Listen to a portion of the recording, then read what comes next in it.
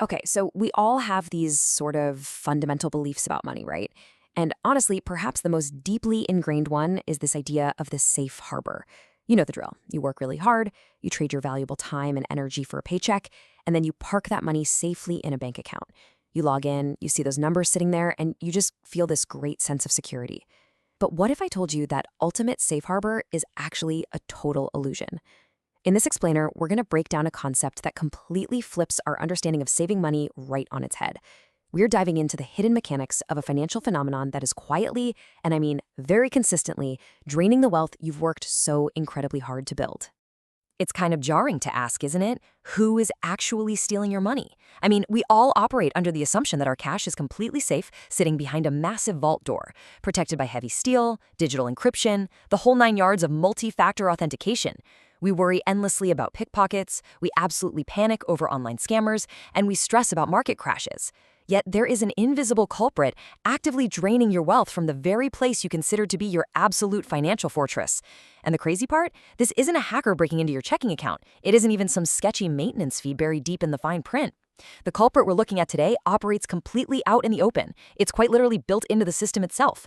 But it somehow manages to completely evade detection by the vast majority of us who are just, trying to save for our future. All right, let's get into Section 1, the invisible bank robbery.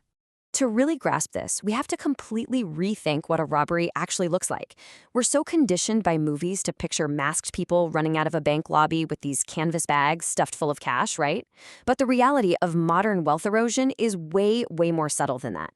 The safest vaults is actually the crime scene. The scene of the crime is your everyday checking and savings accounts. It's deeply ironic when you think about it. You rely on the banking system to keep your digital possessions safe, but we have to remember what fiat currency actually is. It relies entirely on trust and systemic stability, not any kind of physical backing. Those heavy steel walls of a bank vault, yeah, they only protect the physical paper and the digital digits from unauthorized transfer. They do absolutely nothing to protect the underlying value or the actual utility of those bills. By parking your cash in a traditional low-yield account, you haven't actually avoided risk. You've basically guaranteed a slow, methodical loss. Moving right along to Section 2, defining the inflation tax. So we toss the word inflation around constantly in daily conversation, but attaching the word tax to it, that changes the framework entirely. It shifts our understanding from this passive, weather-like event that just sort of happens to us to an active extraction of wealth. Now, even though the government isn't literally reaching in and taking physical bills out of your wallet, this macroeconomic force acts exactly like a silent, unlegislated tax. Let's think about the mechanics here for a second. When the overall supply of currency expands, when more money is just introduced into the system, it inherently dilutes the purchasing power of all the existing dollars. It's exactly like adding water to soup. You end up with a higher volume of liquid, sure, but the actual nutritional value per spoonful drops significantly. Nobody voted for this specific tax rate, and no, it definitely doesn't show up on your annual tax returns, but the math of currency expansion is just undeniable. Your wealth is literally being taxed simply by holding on to fiat currency that's losing its strength. Okay, Section 3, shrinking your purchasing power. So how does this theft actually get pulled off right in front of us? Well, it all comes down to the battle between nominal value and real value. Nominal value is just the absolute number. It's that neat $10,000 sitting in your savings account. Real value, on the other hand, is what that $10,000 can actually do for you out in the real economy. Let's put some concrete numbers to this. Imagine you have exactly $10,000 in the bank. That's your nominal value. But over the course of a year, the money supply expands, driving up prices across the board by, let's say, 5%. Actually, let's look at the real value impact here. Your actual slice of the economic pie just shrank by $500 in purchasing power. Yet, you log into your banking app, you see the nominal number is still exactly $10,000, and your brain gives you this reassuring little hit of dopamine telling you, hey, your finances are perfectly stable. But it's a mirage. The actual power of those digits is quietly collapsing. So why on earth don't we notice this happening? Well, because the number is zero. Literally zero physical bills ever go missing from the ledger. Think about it. If someone broke into your house and stole 10% of your furniture every single year, you would notice immediately, right? The alarm bells in your head would be ringing nonstop.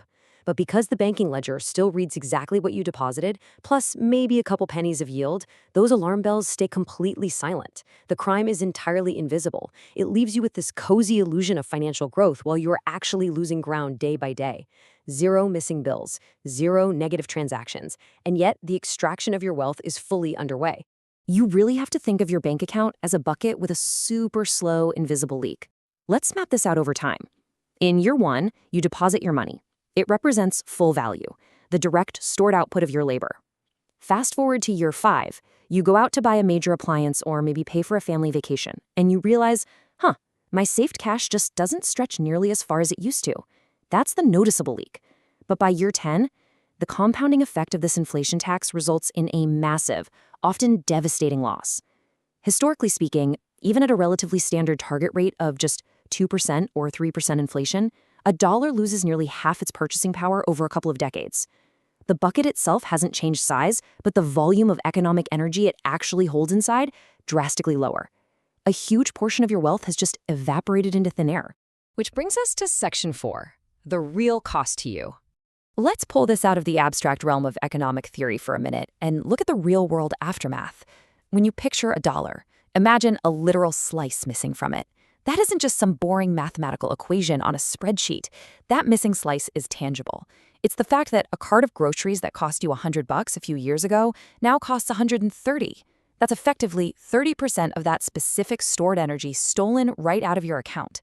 It's the square footage of the house you've been meticulously saving a down payment for that has now totally priced you out of the neighborhood. It's the extra years you are going to have to work before you can comfortably retire.